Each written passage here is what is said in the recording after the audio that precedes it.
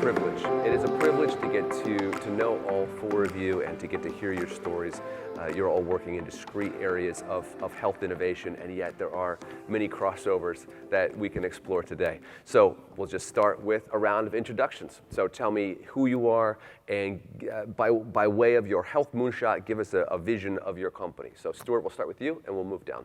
I'm Stuart Jacobson, the CEO and founder of Biome Analytics, and our mission is to help hospitals and doctors work together to drive superior clinical and financial performance in cardiovascular care. Sebastian? Yeah, I'm Sebastian Coates, the CEO, technical founder of Tellescope. We provide a complete solution that allows businesses to manage and scale the complete digital patient experience. Chris? Hi, I'm Chris O'Brien, CEO of AdhereTech. Our focus is working on the most difficult problem in healthcare in America and around the world, medication adherence. We do that with a series of smart devices that patients can use in a totally passive way, and then through our platform can get patients help very quickly when they need it. Yeah. Awesome. Hey, I'm Asif Khan, CEO, co-founder of Hucu.ai. We are a person-centered messaging collaboration platform built really for value-based care. So people in post-acute care, they can collaborate with each other for caring for patients that are Medicare and Medicaid beneficiaries. Awesome. All right, the first theme I want to explore is finding the signal and the noise of big data. And I want to point this to Chris and to Stuart. Big data, has been a buzz term in health innovation for a long time. And both of you are getting very smart about how you laser in on, actionable data for providers. So I want to hear from both of you how you're doing it, and then also maybe strategies for other startups and entrepreneurs for seeing the signal and the noise. So Stuart, I'll start with you, and then we'll go to Chris. Okay, so my experience is that it's not really big data in healthcare, it's complex data. What do you mean by that? So compared to viewing internet log files or monitoring security and looking for penetrations and managing logins and things like that, we don't have that kind of continuous volume. To drive real change in healthcare, really immediate change in healthcare, it's all about getting the doctors and the administrators aligned, and because they're the source of most of the cost, and there isn't just a high volume of data, but it is extremely complex data. So being able to sub-cohort and understand what moves doctors' behavior, giving them the evidence that you can defend is really key to driving transformation, at least in our space, which is the acute care setting. Give me an example. I know you work with cardiovascular centers, and you have specific ways that you use data. This is what fascinates me about Biome Analytics. You use it like a scalpel to change behavior. So give me an example of how the numbers change behavior. Okay, so doctors are really busy. They don't often understand the implications of their care, their best practices. They don't have perspective on how they're doing compared to their peers. Most of the data they're getting is, I use this analogy a lot, but it's like giving a baseball player their earned run average. It really doesn't help them improve their swing. So to really get doctors to change their behavior, and the reason this is important, because doctors are the primary source of quality and cost, you have to give them data that is defensible, meaningful, and clinically relevant to them. So that can include an understanding of how they're overutilizing material in the operating room. It can help them figure out optimum dosages for contrast agents, and I could go on for hours. Chris, how about you? Well, at AdhereTech, we have a somewhat different take on it, although I very much agree on your relevancy point. we have smart devices, smart pill bottles, caps that patients can use at home to take their medication.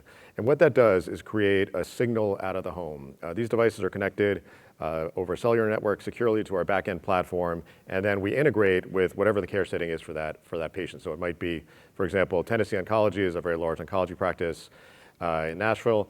They're using our platform to monitor recently diagnosed oncology patients. And so what we're doing is really solving this information gap that exists between the clinic, where they know everything about the cancer you have, everything about the disease you have, down to the genetic variant, to what happens outside of the clinic. What's happening at the home? What is patient behavior? How does all that feed together? And of course, physicians have been struggling with adherence since Galen. But what's different today is that there are whole teams of people, both in value-based arrangements and within the clinic, that are responsible for that adherence. So we create data out of the home. Through our devices, we can see what patients are doing. There are sensors on our bottles. We tell when the bottle is open. We can see when the doses are taken. We marry that data together with the clinical data that we get from the physician's office, the pharmacy, wherever integrated, and then passively monitor those patients in real time. What that creates is this whole new data asset that's never existed before of what on earth are those patients doing outside of the clinic. And instead of having to intervene with all those patients, we create that knowledge of which patients are in trouble today and need a call, versus which patients are doing just fine and you can wait till they come in to the next appointment. But it's really that combination of the patient behavior data along with the clinical data that creates the biggest opportunity. One thing I find interesting about AdhereTech is that you're tackling that signal-to-noise problem on both the patient side and the provider side, because we've had a history of smart pill bottle type technology that gave us alarm fatigue, that you're fighting against. How important is it for you to understand just that daily struggle on the patient side? Well, the first thing is you really need to get patients to use it. And if you think about your traditional digital health approach to medication adherence, over the last 5 or 10 years, we've had apps, we've had gamification, we've had incentive programs. And the problem with all of these things is there's really nothing in it for the patient. You just got diagnosed with MS, you're on a new med, you're struggling with side effects, and wait, I've got a game and you want to pay me an extra $3 a month to take my med? It doesn't make any sense. And so because of that, your traditional digital health approaches just really never reach enough patients. And what's great about our programs is all you have to do is use a different pill bottle. If you can use a pill bottle, you can be in the program. So at a population level, we're getting enough patients into these programs that it's actually creating a meaningful economic difference for the sponsors of our programs overall. And yeah, the key thing is, don't do anything with the patient if they're doing just fine right now, and don't bother the clinician if your patients are doing just fine. So that getting into the office in the morning as an oncology nurse and seeing a report of all of the patients you're managing, who's doing okay today, who's taking their dose late. We had one example recently where somebody started taking their oncology med every other day. And so the nurse called up and said, hey, what's going on? Oh, I just lost my job. I'm worried I won't be able to afford it, so I wanted to stretch it out. Well, that's not a very good idea. And through the connection to care, we were able to get that patient connected with a grant program so the patient could stay on therapy until their insurance came back in. Thanks, Chris. Sebastian, Asif, I want to talk to you about creating solutions that meet healthcare providers where they're at and kind of what it takes to get into their shoes and understand the challenges, because I know both of you have created solutions that really understand the workflow of the physician and really try to tap into some gaps that hadn't been filled before. So Sebastian, we'll start with you. Kind of what did you build that fills those gaps? And B, how did you get into the physician's shoes and understand? Sure. So, it was talking to them, talking to the customers, building out these digital solutions. Right? So we're primarily selling into digital-first practices. But what you have right now is a lot of physician burnout, a lot of physicians who have been forced to do telemedicine. And just like a lot of us, they're stuck talking to a patient and switching between 12 different tabs in their browser and just not being able to deliver the best care that they can and not be able to be as efficient as they can, which ultimately affects the patient experience down the line. So, our goal ultimately is to really have a solution where a physician at scale can manage all of their patients from a single place, have a complete picture of each patient, and interact with them exactly how they want to meet their preferences. And remind us kind of how that developer-first mentality, how that works, the kind of system that you've created. Sure. So every company is different. Every company is innovating with a new care model, a new source of data that can be useful in delivering care, and they need a system that can accommodate that. As a developer myself, I know that most companies are using developers to achieve that effect. So we've been really friendly with them. So in parallel with providing this, out-of-the-box great experience for providers, we're making sure that developers can have their specific use case as relevant and applicable there too. So Asif, you've created this great new way for providers to communicate with one another. What was broken about that communication landscape that brought you into it? Well, everything is broken about it. I mean, think about all the different people. Like, if you are sick or anybody that you loved was sick, how the heck do you communicate? I mean, you phone this person, you call that person, you fax something, you email something, you text something, and none of them are talking to each other, and you're the one who are having to bear the brunt of doing it. I mean, it's everything that you can imagine is broken with that.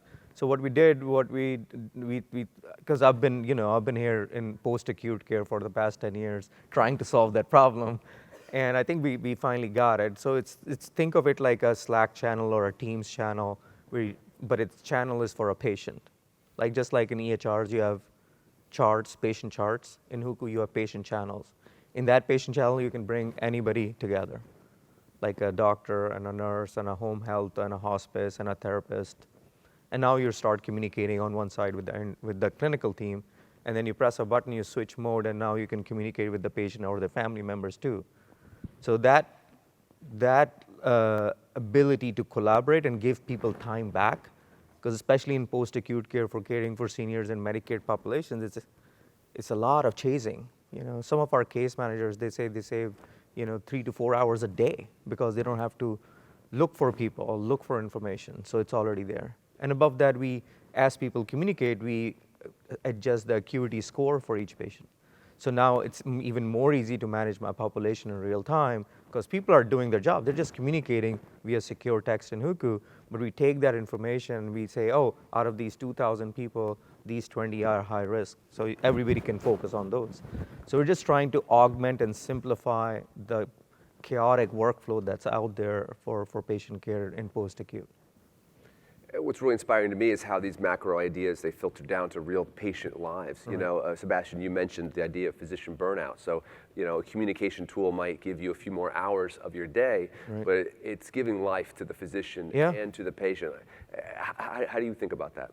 Yeah, I mean, I think one of the interesting things that we found is a lot of chaos and, patient problems can be avoided if the right person is involved quickly, and you don't have to think about, okay, so for example, in a skilled nursing facility, and there are nurse practitioner and provider groups that use Hucu to collaborate.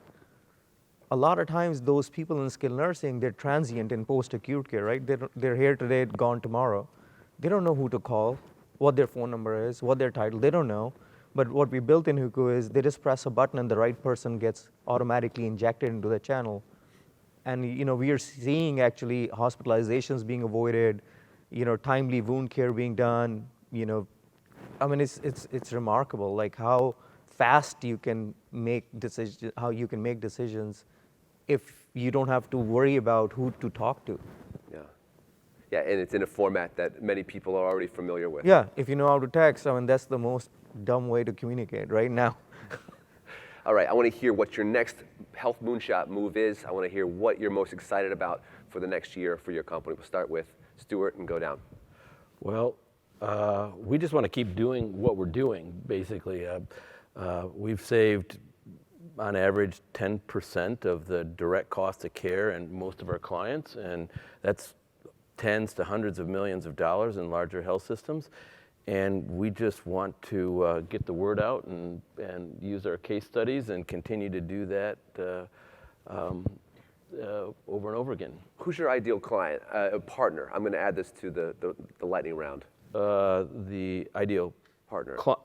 Partner or client. The ideal client is a forward-leaning cardiovascular center who really wants to deliver the best possible care at the lowest cost and treat more patients with the money they save and the time they create. But the key is being ambitious. it's the ambitious teams that are the ones who make the big difference. Okay. And Sebastian? Yeah, so we know that every dollar a company spends on stuff that's reinventing the wheel is a dollar wasted and a dollar that could have been spent on better patient care. So that's kind of our guiding light. And as we talk to customers, we understand and learn exactly what we can provide so they don't have to do that needless work. So that's the guiding light right now. What that means, I think, in the near term is building all the integrations that people are stuck doing themselves again and again, not just to improve our platform, but to make sure that our customers can deliver care faster and better. Ideal partner that you'd love to hear from this year? Yeah, we've been excited to work with earlier stage startups who are really pushing things forward, have a new care delivery model that they're excited to explore and that we can support them with. Innovation groups at larger funds or larger institutions that are exploring digital health are also really exciting partners moving forward. Awesome. Chris? Well, obviously, there's an enormous human cost to medication non-adherence that we're very focused on, but there's also this huge economic cost. So historically, most of our customers have been medical centers, pharmacies, pharmaceutical manufacturers who are bearing that cost of people dropping off their meds. But this year, we're really focused on starting to get into discussions with at-risk provider groups, payers, places where we could work with much larger bodies of patients. So we very much want to hear from anybody who's in an organization where they are bearing that economic cost of people across America who've stopped taking their meds and they just don't know which people it is. Yeah. Asif? Yeah, so for us, we take partners and clients the same way. So anybody who is looking to optimize and get data around what's working in community-based care for Medicare beneficiaries, for Medicaid people, how my networks are working. If you have value-based contracts or if you want to get into value-based contracts, those are the people that come and we talk and we give them the data and the analytics to see how their care delivery collaboration is going, because that at the end of the day dictates how well you're taking care of your population. And with respect to specific partnerships, I think just like Sebastian was saying, we have APIs on the messaging. So any digital health startup or technology company, messaging is a whole different way, is a whole different tech stack that you need to get an expertise on. So Hucu, we have widgets and APIs. So any tech company, if you want to message, you can use Hucu as a plugin for your messaging capability. Nice. We have one more minute, and there's some real experience on this panel, and I want one of you to say to me, what's a piece of advice that you would give to your younger self on the eve of starting your current business? I'm thinking of, Asif, I know this is your second, health innovation company. Right. What comes to mind? I think healthcare is slow, so you gotta pace yourself. But at the same time, opportunities arise, and you gotta be agile. So I think it's a constant balance in where you wanna push and where you wanna pull, and that's just one thing. Beautiful, beautiful. I would add to that, I think that healthcare is an enormous different market, and many of the problems are very, very intractable when you looked at from a wide angle lens. And so what I would say is just, find that thread that you're going to pull on as a startup. And don't maybe just pick one when you're very early, but just, you got to find that core use case where you're absolutely a no-brainer for that customer. And even though lots of people may be interested in what you're doing, you'll know when you find that one that you're going to be able to change their business in a material way. Thank you all. Thank you for taking the time with us, explaining what you're building, but even more, just thank you for the work that you're doing to make patients' lives better and healthcare providers and just helping improve healthcare for all. So I applaud you. Yeah, thank you, Logan. Good job. All right. Thanks, everybody. If you want to learn more about these companies as these guys take off, you can learn more at StartUpHealth.com. You can come down to the pavilion.